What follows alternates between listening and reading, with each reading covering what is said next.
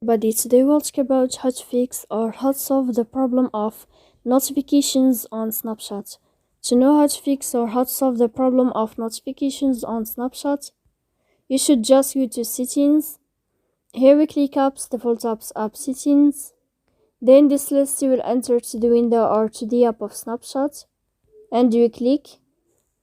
Here in this page of app info, we click on first stop and we click OK. Then you will enter to the window of storage.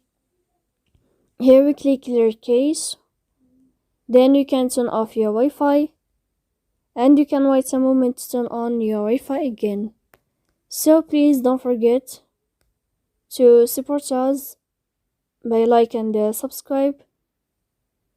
See you next time in another video, and thank you for your attention and your watching. Goodbye.